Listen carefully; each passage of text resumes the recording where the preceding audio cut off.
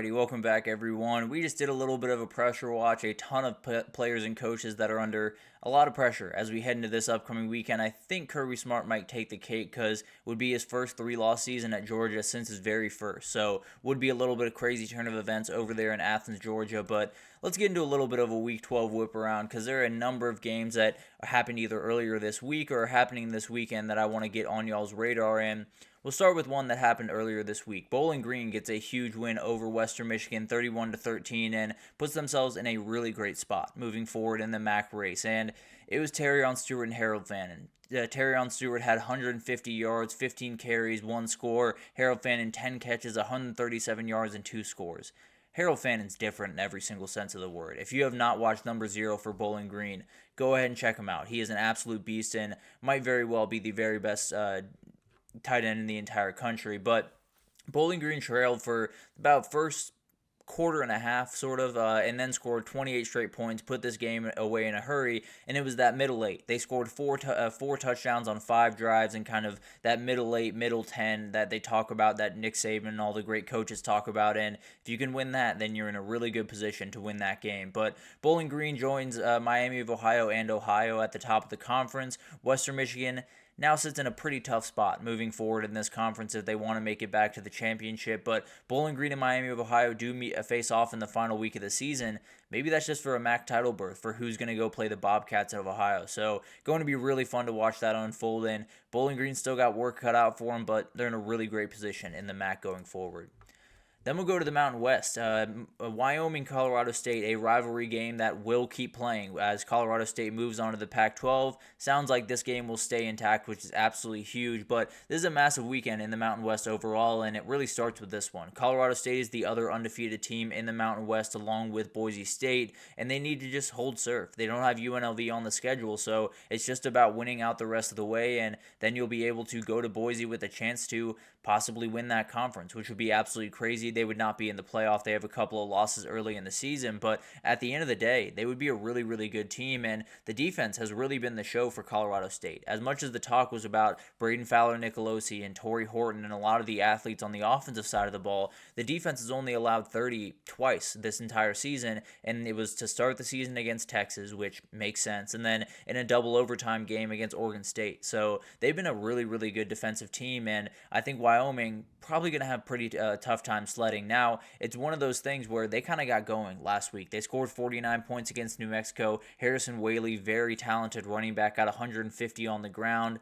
I do think Colorado State wins this one, but I think this one's worth watching. It's going to be really, really interesting and could define the Mountain West tonight at 8 p.m. Excuse me.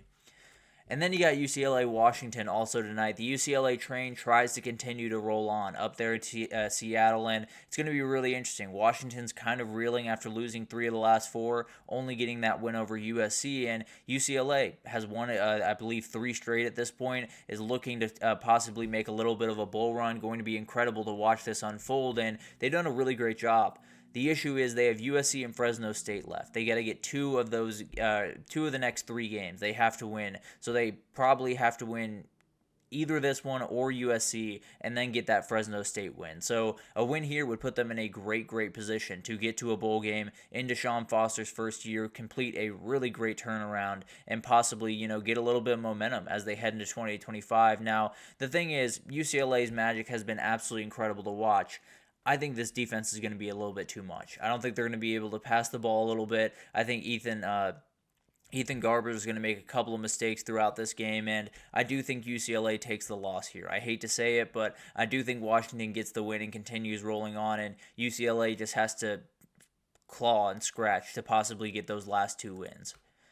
Then you got Syracuse-Cal over there in the ACC, a huge game that's going to go down, and Cal's coming off their very first win in the ACC last week against Wake Forest, and they're trying to get 2 in a row, and they're favored by about 10 points in this game. So it's going to be interesting to watch this one unfold. Hopefully Fran Brown can get the win and go back to showering. I think that would be good for just about everyone around him in his life. But at the end of the day, Fernando Mendoza is a very, very talented quarterback, has put together a relatively good year. Although they've struggled in ACC play, he's been able to make a number of different plays for them, and it's this entire line has moved 2.5 points in Cal's direction since it opened. So gives you an idea of where everyone kind of sits on this game as of right now. But Kyle McCord trying to get back a little bit of that early season spark that he had. He was absolutely incredible, and it's going to be a battle one way or the other. Cal's just trying to get bowl eligible. I think they do it here. I think they're on a little bit of a roll. I think that offense is going to be really hard for Syracuse to stop, and I think they've just lost a lot of juice over there at Syracuse recently. Then we got this game. This is going to be a really, really interesting one. It moved 2 points towards Nebraska yesterday, and the reason is Dylan Raiola is going to play in this one. There was a little bit of a worry that he might be up in the air, but it sounds like he's going to go, and that's only one of the stories around that's actually one of the less weird stories around these offenses over the last little bit. New offensive coordinator for Nebraska and Dana Holgorsen. He is going to take over calling plays. Has been the play caller for a lot of the great recent offenses in college football. I mean, I remember back to the West Virginia teams that he coached with Geno Smith and with all of those guys.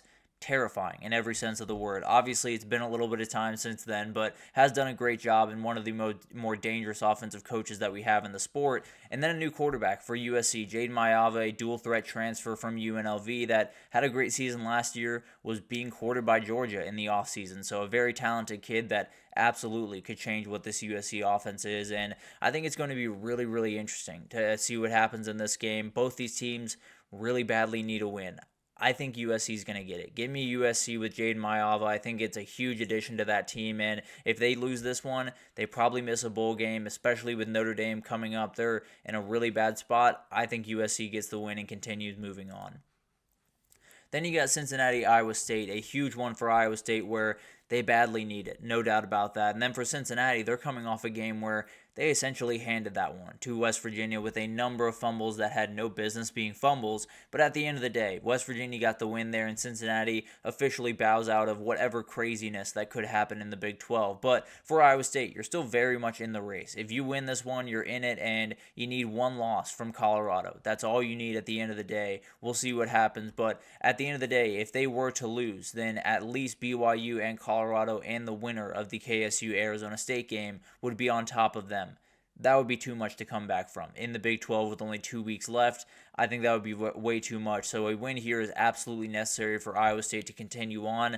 I think they will get it. Cincinnati is a really, really tough team, and they were able to win a number of games early on in the season. The worry that I do have is their ground defense is not all that great. They allowed Colorado to get over 100 yards rushing, and if you allow that for Colorado, probably going to allow a little bit more for Iowa State. So I'm going to bet on Iowa State to win this one. I think they probably cover that spread, but Cincinnati is a really tough team to outright blow out because of how they play. But going to be fun to watch. I think Iowa State stays in the craziness that is the Big 12. And then you got Washington State, New Mexico. Going to be a huge game, and one that, yes, that over-under is real. 72.5 is the over-under for this one, and it's going to be really, really fun. Devin Dampier has 872 rush yards on the year, 13 touchdowns on the ground. John Mateer has 630 and 11 touchdowns on the ground this year. These two guys are so much fun to watch. And maybe it just comes down to who can make more plays with his arm at the end of the day, but this is the perfect game for a late Saturday night. You can turn it on a off channel, and then you'll look over every couple of minutes and you'll see another person has scored. It's going to be all over the place. I think Washington State will get the win. I think it's a little bit of a sketchy one, especially if it gets high scoring. That's exactly where Devin Dampier and this New Mexico team wants to be, so it's going to be a fun one to watch, no doubt about that. I'll take Washington State, but I think it's going to be a really interesting one. And then you got San Diego State, UNLV, another huge matchup in the Mountain West this upcoming weekend, and UNLV is just trying to get rolling downhill towards the end of the year. They will need a little bit of help from Colorado State, and maybe they've gotten it by this point. Maybe Colorado State has already lost, and now you're moving forward with a chance to win this game, get up to the top of the conference, and then see what happens the rest of the way. It's going to be incredible to watch this team, and when you talk about Hajj Malik Williams, he's been really good pretty much all year.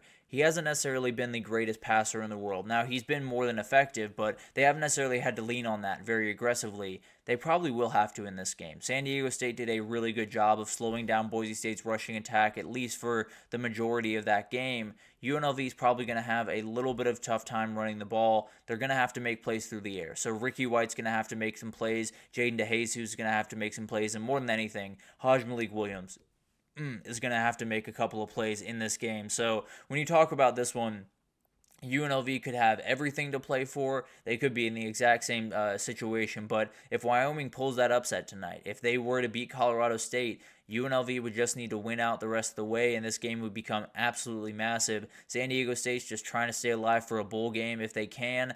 I think UNLV rolls here. I think they stay alive for the Mountain West Championship, and maybe, just maybe, depending on what happens in Wyoming, Colorado State tonight, maybe they get into the driver's seat for that conference championship. It's going to be incredible to watch that unfold, and really all across the country. You have so many under the radar games that are going to be so much fun to watch. A couple of these Group of 5 conferences that are starting to come to a head, especially the American, going to be incredible to watch with Tulane Navy this upcoming weekend, and we'll actually get into that game, including along with a number of others as we get into my best bets right after this break. A ton of games that I want to get on y'all's radar, including a couple that we just talked about that I feel pretty strongly about one way or the other. That'll break down right after this, so stick with us.